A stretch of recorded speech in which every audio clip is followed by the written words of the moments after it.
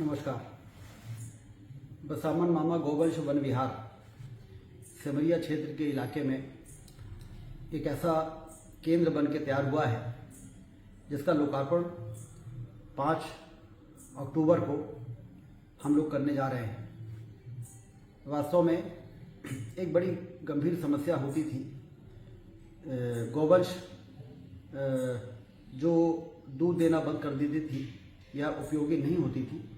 वो आमतौर पे सड़कों में छोड़ दी जाती रही और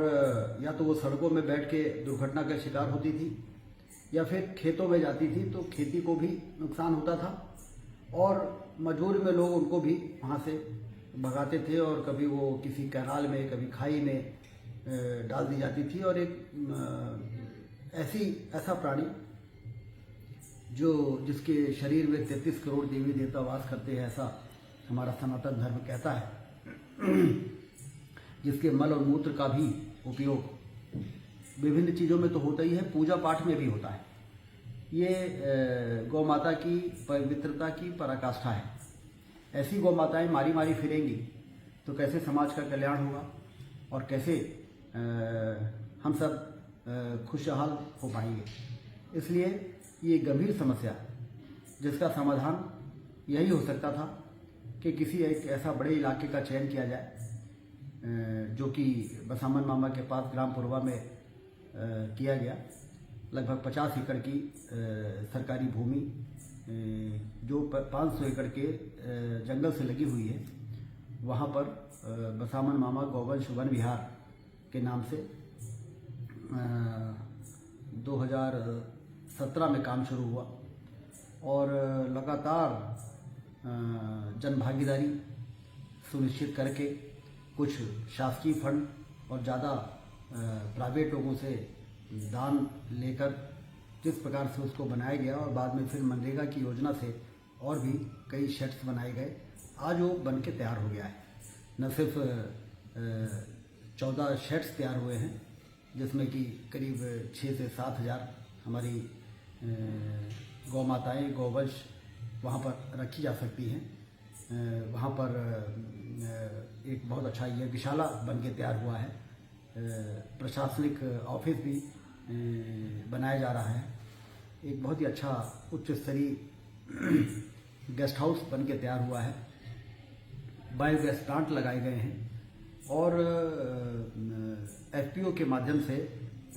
गौमूत्र से क्या क्या बन सकता है और गोबर से क्या क्या बन सकता है, इस प्रकार के प्रोडक्ट भी बनाने के लिए उसमें पहल की गई है। आने वाले दिनों में तो गोनाइल जो फिनाइल की जगह उपयोग होता है और गोबर से पेंट बना के और डिस्टेम्पर और इन सब चीज़ों में भी हम वहाँ के प्रोडक्ट बना के तैयार करने की महत्वाकांक्षी योजना पर काम कर रहे हैं। और इसकी मार्केटिंग के लिए कृषि उपज मंडी जो है हमारी करहिया में, वहाँ पे उनको एक आउटलेट भी उपलब्ध करा दिया गया है एफपीओ को, कि वो वहाँ का प्रोडक्ट बनाएंगे और यहाँ पर लाकर उसकी मार्केटिंग करेंगे और आने वाले दिनों में ये पूरी तरह से आत्मनिर्भर हो जाए। ये एक लक्ष्य है जिसको लेके लंबे समय से कवायद की जा रही थी और उसमें पर्याप्त पानी की व्यवस्था रहे, लाइट की व्यवस्था रहे, खूब वृक्षारोपण उसमें किया गया है फॉरेस्ट डिपार्टमेंट के माध्यम से भी और जिला पंचायत के डीएफएफ के माध्यम से भी। और आने वाले दिनों में वो एक ऐसा केंद्र बन के तैयार होगा। हालांकि उस इलाके में बसामन मामा जो देवस्थान है, वहाँ पर हम देखते हैं कि हज़ारों लोग प्रतिदिन आते हैं। आस्था का बहुत बड़ा केंद्र है और पूर्वा फॉल भी वहीं पर है। उसी के साथ साथ ये गौवंश वन विहार भी एक ऐसा आकर्षण का केंद्र बनेगा जहाँ पर लोग जाके और देखेंगे उसको। अभी हमारे यहाँ टाइगर सफारी तो है ही, काऊ सफारी भी बन के तैयार हो गई है और उसका लोकार्पण होने वाला है, जो कि बहुत से लोगों को इस बात के लिए आकर्षित करेगा कि वो अपने पूर्वजों के नाम पर वहाँ पर जाकर गौओं का भंडारा कर सकते हैं। जैसे लक्ष्मण बाग गौशाला जो हमारी रीवा में है, वहाँ पर आए दिन लोग अपने बच्चों के जन्मदिन मनाने में, पूर्वजों के पुण्यतिथि में, जयंती में वहाँ पर जाकर गौओं का भंडारा करते हैं और दान दक्षिणा भी करते हैं। इसमें आपको जान के खुशी होगी कि लोगों से जब इस बात को बताया गया कि ये एक ऐसा प्रशासनिक संरक्षण में एक ऐसा यहाँ पर कार्य चल रहा है जहाँ पर कि कलेक्टर भी हैं, एसडीएम हैं, जनपद के सीओ और डिप्टी डायरेक्टर वेटनरी, इस प्रकार के सारे लोग इसके या तो अध्यक्ष हैं या सीओ हैं, और इन्हीं के नाम से एक अकाउंट भी खुला हुआ है जो जॉइंटली ऑपरेट होता है एसडीएम और डिप्टी डायरेक्टर वेटनरी के दस्तखत से। उस अकाउंट में जब मैंने एक बार आह्वान किया था कि इसमें इस प्रकल्प को बनाने के लिए लोग दान करें, तो आपको जान के खुशी होगी कि लगभग 3 करोड़ रुपए विभिन्न स्रोतों से उसमें दान आई थी, और उसका फिर हम लोगों ने कलेक्टर को कह के उसकी एफडी करा दी थी, और उस एफडी से आज 1.5 लाख रुपए हर महीने जो ब्याज आता है उससे 35 से 40 गौ सेवकों को नियुक्त किया गया है, वहीं के आसपास के गांव के, जो गौओं को बांधते हैं, जंगल में चराने ले जाते हैं, उनके लिए पानी और भूसा का इंतजाम करते हैं। उनकी भी रोजी रोटी उससे जुड़ी हुई है 35-40 लोगों की, और उनको सैलरी के लिए भी किसी की ओर इस संस्था को, इस केंद्र को देखना नहीं पड़ता है, ब्याज से ऑटोमेटिकली उनके खातों में पैसा चला जाता है, जिससे कि लंबे समय तक गौसेवकों की कमी न रहे। क्योंकि यदि गौसेवक नहीं होंगे तो गौएं रहेंगी तो कौन उनको देखेगा और कौन उनको व्यवस्था करेगा। शेड तो हमने बना दिए, पानी की व्यवस्था कर दी, पर्याप्त अधोसंरचना जो जरूरी है वो बना दिया, लेकिन यदि हमें आने वाले दिनों में 10,000 गाय रखनी है तो उसके लिए हमारे पास उसी अनुपात में गौसेवक भी होने चाहिए। आमतौर पे गौशालाओं में जब गौसेवकों के लिए पर्याप्त उनकी सैलरी वगैरह का स्थायी इंतजाम नहीं होता है तो फिर वो गौशालाएं लंबे समय तक नहीं चल पाती। इसलिए हम लोगों ने इस समस्या को ध्यान में रखते हुए ऐसी व्यवस्था की है जो लंबे समय तक चले, और जब यहाँ के प्रोडक्ट पर्याप्त बिकने लगेंगे तो फिर तो ये इसके अकाउंट में और भी बहुत राशि आएगी, और उससे ये निरंतर प्रगति की ओर आगे बढ़ता रहेगा।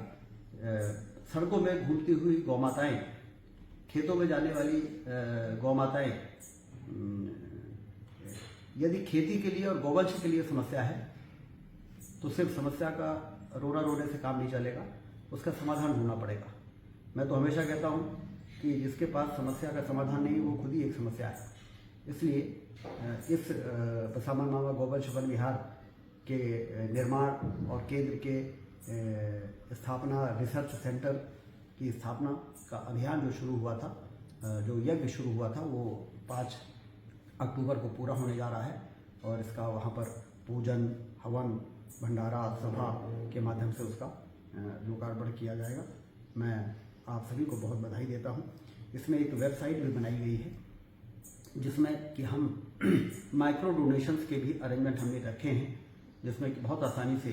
अपने मोबाइल से लोग 100 रुपये, 200 रुपये, जिसकी जो इच्छा है वो उसमें दान कर सकते हैं। तो उनको भी ये संतोष रहेगा कि यदि इतने सारी गायों की इंतजाम यहाँ पर हो रहा है तो उसमें हर महीने 100 रुपये, 200 रुपये हम भी दे रहे हैं, जो कि सीधे मोबाइल से और उस अकाउंट में जाएगा, उस राशि से लोगों की व्यवस्थाएं होंगी। 100 रुपये भी देने में बहुत बड़ी व्यवस्था हो जाती है। यदि मान लीजिए कि 5,000 लोगों ने 100 रुपये हर महीने दिया तो हर महीने 5 लाख रुपये आने लगेंगे, और 5,000 लोग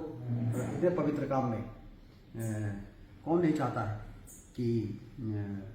गौ माताएँ जो इतनी पवित्र हैं उनकी रक्षा में हम अपना योगदान दे सके। ये 10,000 गायों की बनने वाली गौवंश वन विहार, वास्तव में देखा जाए तो अकेले रीवा जिले में 1 लाख ऐसे गौवंश हैं जिनकी व्यवस्था की आवश्यकता है। इसलिए मैंने जिला प्रशासन से भी कहा है कि एक मॉडल है जिस मॉडल पर हम ये गौवंश संरक्षण और संवर्धन का काम कर सकते हैं, लेकिन इस प्रकार से भी 8-9 और पूरे रीवा जिले में अलग अलग विधानसभाओं में बनाने की आवश्यकता होगी। तो इसलिए ये सक्सेसफुल मॉडल है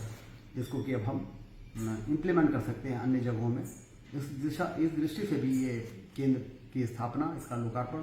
बहुत महत्वपूर्ण है। ये हमें रास्ता दिखाएगा कि किस तरीके से गौ माताओं के संरक्षण और संवर्धन के लिए हम अन्य क्षेत्रों में भी इस प्रकार के और गौवंश वन विहार बनाएं, जिससे कि एक दिन ऐसा आए कि जब एक भी गौ माता ऐसी ना हो जो दूध देने के बंद कर देने के बाद असहाय घूमे, उसको कहीं कहीं इस प्रकार के केंद्रों में ले जाके जब तक उनका जीवन है उनकी व्यवस्था हो, और उनके गोबर और गौमूत्र से अर्थव्यवस्था भी में उनका योगदान हो सके बेहतर करने में, और उनके जीवन की रक्षा भी हो सके, और बहुत से हमारे अगल बगल के जो लोग हैं उनको उससे रोज़गार भी मिल सके। तो उस दृष्टि से मैं सभी को बहुत बधाई देता हूँ और अपील करता हूँ कि 5 तारीख को इसके लोकार्पण के आप भी साक्षी बने, आप भी आएँ, आप भी वहाँ पर हवन करें, सारा देखें और गौ माता की पूजा करें। बहुत बहुत धन्यवाद।